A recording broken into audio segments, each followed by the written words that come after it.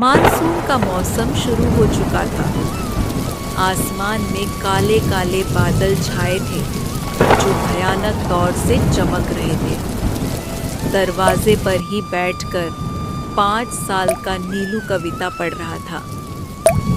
झब्बर झब्बर बालों वाले, गुब्बार से गालों वाले, लगे कूदने आसमान में, झूम झूम कर काले बादल।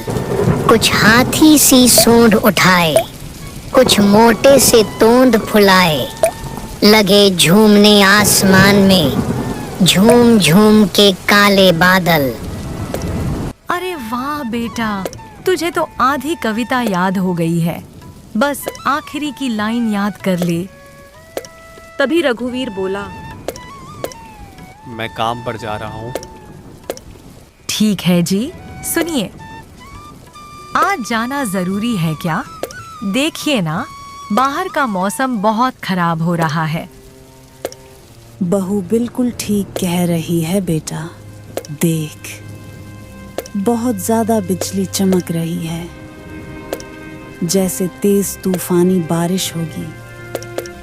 माँ, अगर बारिश के चलते घर पर रुक जाऊंगा तो दाल रोटी कैसे चलेगी? जाऊंगा तो 4 पैसे कमा कर लाऊंगा, अगर नहीं गया तो बहुत नुकसान हो जाएगा। और अनाज की ट्रक आई है रात में, उसे लेकर शहर जाना है। जैसे ही रघुवीर अपने परिवार को छोड़कर जाने लगता है, उसके दोनों बच्चे नीलू और गुड़िया उससे लिपट जाते हैं। जल्दी आना पिताजी, हम आपका इंतजार करेंगे। पापा, मेरे लिए गुड़िया लाना। मेरा बच्चा, मेरा प्यारा बच्चा, जल्दी आऊँगा। और जब आऊँगा तो तुम दोनों के लिए ढेर सारी चीज़ें लेकर आऊँगा। लेकिन उस रोज रघुवीर के सिर पर काल मंडरा रहा था। पूरी रात मूसलाधार बारिश होती रही, जिससे उस गरीब परिवार का सोना दुर्लभ हो गया। छत जगह जगह से टपकने लगी। माँ, पूरा फर्श तो गीला गीला है, हम कहाँ सोएंगे? शांति। लेकिन तभी बारिश का पानी उस गरीब के चौखट तक भर जाता है और धीरे धीरे दरवाजे के अंदर घुसने लगता है। दोनों बच्चों की आंखें नींद से भर जाती हैं।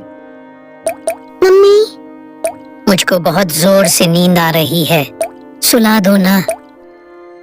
कहाँ सुलाऊं मेरे बच्चा? पूरे घर में तो बरसात का पानी घुसा हुआ है। किराया देते हुए भी हर बार घर में बरसात का पानी ऐसे ही जमा हो जाता है। मकान मालिक जानबूझकर छत, दीवार, फर्श कुछ भी ठीक नहीं कराता, ताकि हम गरीबों को खाली करवा सके यहाँ से। घर खाली करके जाएं भी तो कहाँ माँ? महंगाई इतनी ज्यादा बढ़ गई है, कहीं भी कमरा 5,000 रुपये से कम का नहीं।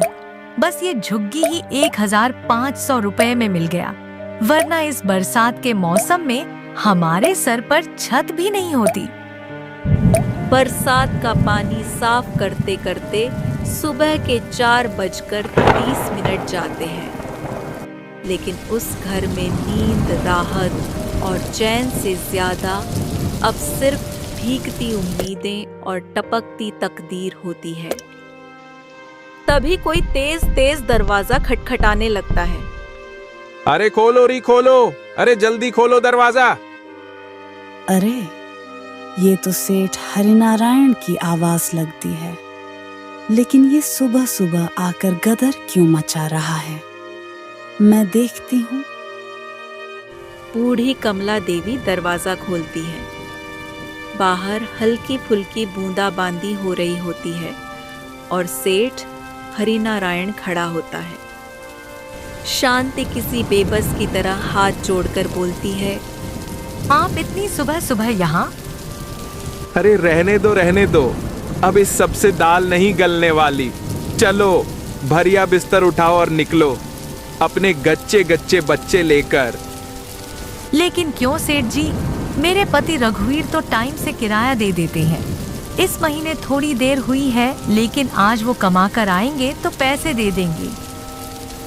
अरे लगता है किसी ने तुझको खबर नहीं दी। तेरा रघुवीर मर गया है। कल रात बरसात में अनाज लेकर जा रहा था। कुछ लोग कह रहे हैं पुल टूट गया, बरसात में बह गया। कुछ कह रहे हैं बिजली गिर गई और सारे मजदूर वहीं मर गए। यह सुनकर बूढ़ी कमला देवी छाती पीट लेती है। हाय मेरा बच्चा, मुझको अपने संग में ले चलता। अरे ओ बढ़िया, मेरे मकान में रोना पीटना मत लगा। चलो फूटो, निकलो। शांति अपने दोनों बच्चों नीलू और गुड़िया का मुंह देखकर सेठ हरिनारायण के पैरों में सिर पटक देती है। ऐसा मत कीजिए सेठ जी। इस बरसात के मौसम में मैं अकेली औरत अपने छोटे छोटे बच्चों को लेकर कहाँ भटकूं? थोड़ी तो दया दिखाइए। थोड़ी क्यों मेरी रसमलाई, मैं तो पूरी दया दिखाने को तैयार हूं। बस बदले में तुझको मेरा थोड़ा दिल बहलाना होगा। यह सुनते ही शांति उसे खींचकर जोरदार छांटा मारती है। सेठ हरिनारायण गुस्से में तिलमिला उठता है। साली, तेरी ये मजाल, तूने मुझ पर हाथ उठाया। खैर मनहा, तूने सिर्फ हाथ उठाया है तो जैसे को जूते खिलाने चाहिए। ये कहते हुए सेठ बौखलाकर शांति और उसके दोनों बच्चों को कीचड़ में धक्का मार देता है। इसी कीचड़ के लायक है तू। मम्मी देखो, मेरी फ्रॉक पर कीचड़ लग गया है। ये गंदी हो गई है। और ये तो हमारा घर था, अंकल ने क्यों छीन लिया? अब ये हमारा घर नहीं रहा बिटिया, चलो चलते हैं। कमला देवी और शांति बच्चों का हाथ पकड़े बारिश में भीगते हुए सड़क के किनारे इधर उधर भटकने लगते हैं। कई घंटे गीले भीगे ठिठुरते हुए वक़्त और दर्द के साथ बीतते चले जाते हैं। नीलू भुट्टे की रेहड़ी की तरफ देखते हुए जोर से बोलता है, माँ, मुझे बहुत जोर की भूख लगी है, बस एक भुट्टा दिला दो ना प्लीज। मैं और दीदी उसी में से आधा आधा बांट कर खा लेंगे। बेटा, मेरे पास पैसे नहीं है। नीलू जोर जोर से रोने लगता है। अच्छा चुप हो जा, मैं जाती हूँ लेने। शांति भुट्टे वाले के पास जाती है। भैया जी, एक भुट्टा देंगे?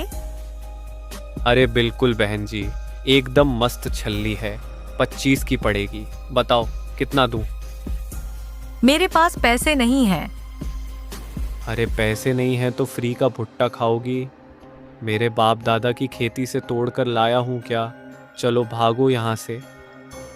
वो ठेले वाला उसे डांटकर भगा देता है। तभी एकदम तेज आवाज के साथ बादल गरजने लगते हैं। हवा तेज चलती है, तूफान सा माहौल बन जाता है। लोग अपने अपने घरों की ओर भागने लगते हैं। माँ, मेरी आंखों में धूल पड़ रही है। देखो, सब लोग अपने घर जा रहे हैं, आप भी चलो ना। कहाँ जाए बिटिया, घर तो है ही नहीं हम गरीबों का। माँ जी, देखो बारिश शुरू हो गई है, चलिए सर छुपाने के लिए कोई जगह ढूंढनी होगी। चारों, शांति, कमला देवी, नीलू और गुड़िया भीगते ठिठुरते हुए एक बड़े नीम के पेड़ के नीचे जाकर बैठते हैं। पेड़ से भी टपकती बूंदें उनका साथ नहीं छोड़ती, लेकिन यही एकमात्र सहारा है। माँ जी, कम से कम ये पेड़ तो है, थोड़ी छांव मिल जाएगी। हाँ बहू, भगवान इस पेड़ को लाखों बरस दे, वरना इस बारिश में कहीं भी टिकने की जगह नहीं।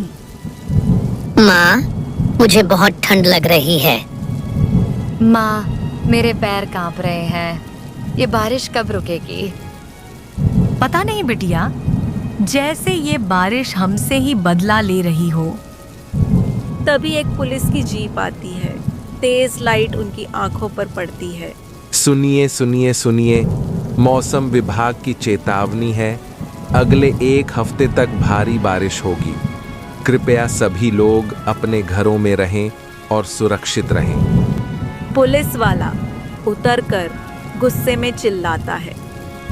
ओए ओ, क्या तुम्हारे कान बंद हो गए हैं? सुनाई नहीं देता क्या? यहाँ क्या कर रहे हो इस पेड़ के नीचे? साहब, कोई जगह नहीं है, यही एक पेड़ मिला है सिर ढकने को। पेड़ कोई धर्मशाला है क्या? यहाँ खड़े रहोगे तो गाड़ी की चपेट में आ जाओगे। चलो हटो यहाँ से, वरना डंडा पड़ेगा। कमला देवी गिड़गिड़ाते हुए, बेटा कहाँ जाए? घर तो है नहीं, बच्चे बीमार हैं। मुझे कुछ नहीं पता, हटो यहाँ से। पुलिस वाला चला जाता है। चारों डर के मारे वहां से धीरे धीरे हटने लगते हैं। बारिश और भी तेज हो चुकी है। चारों फिर से उसी पेड़ के पास बैठ जाते हैं। नीलू रो रहा है। माँ, भूख लगी है, बहुत जोर की भूख लगी है। भैया को कुछ हो ना जाए माँ, देखो ना कैसे कांप रहा है।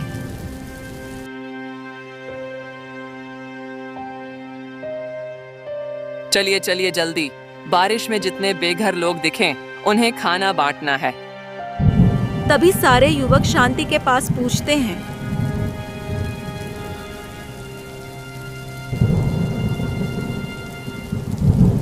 अरे माई, आप लोग यहाँ क्यों बैठे हैं इस हालत में?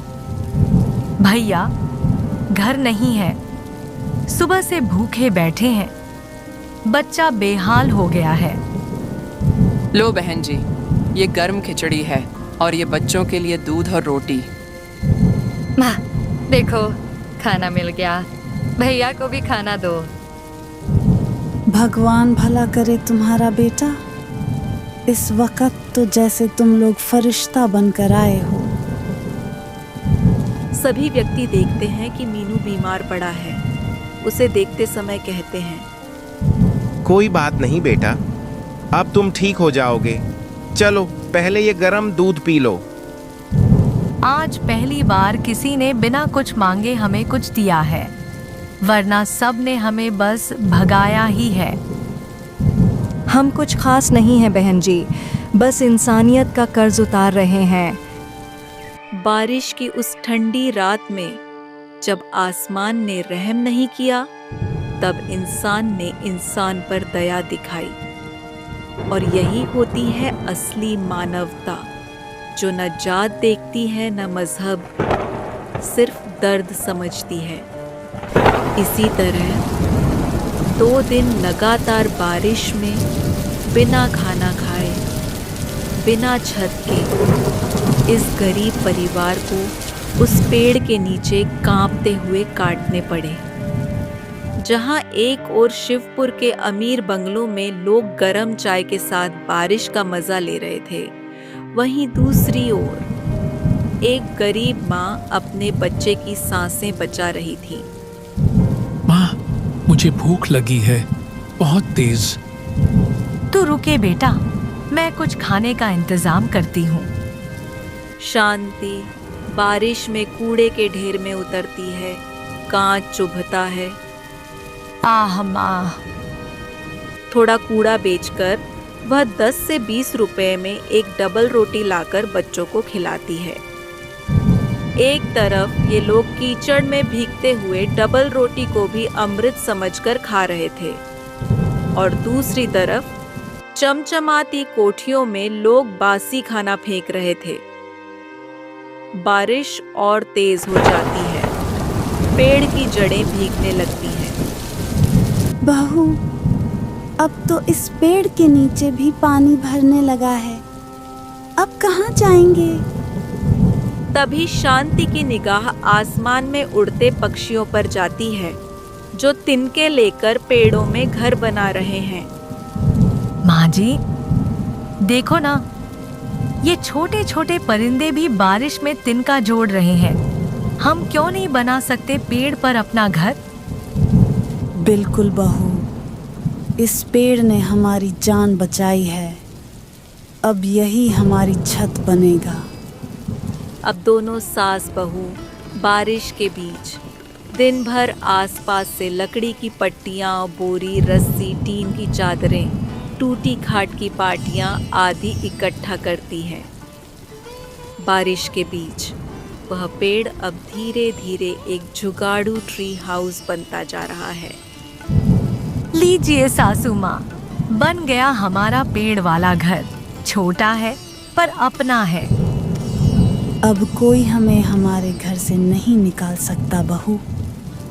अब यह पेड़ सिर्फ पेड़ नहीं, हमारी जिंदगी बन गया है।